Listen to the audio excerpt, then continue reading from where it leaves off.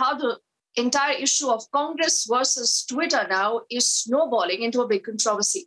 You would recall that just a few days ago, Twitter actually had suspended Rahul Gandhi's account and locked it because he had violated certain policies, because he had also shared, remember, pictures and details of a rape victim and his family.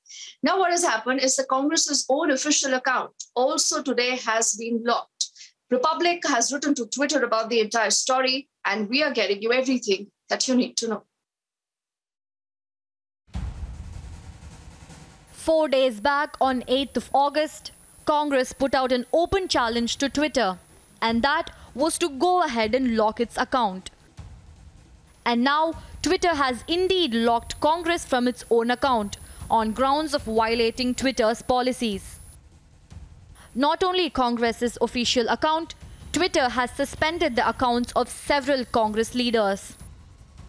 A week ago, while brazenly violating the POSCO Act, Rahul Gandhi had revealed the identity of the Delhi rape victims' parents by tweeting photos of his visit to their residence. Quick to take notice, the National Child Rights Commission demanded the photos to be taken down.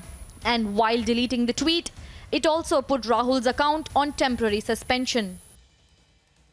Congress party tweeted the same photo that Rahul had posted earlier, challenging Twitter to lock its account, the same way it did for Rahul Gandhi. Twitter has now responded to the public's queries on the actual reason behind suspending the accounts.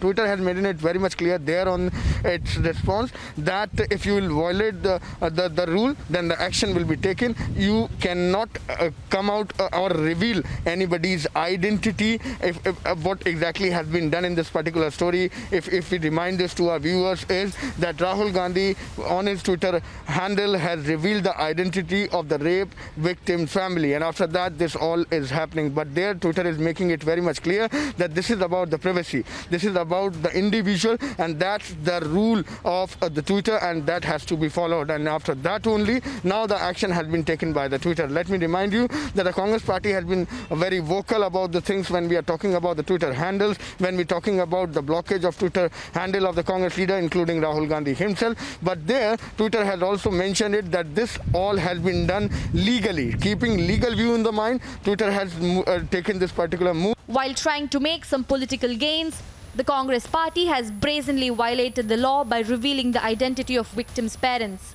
not once, but twice. Will action be taken against the party? Bureau Report, Public TV.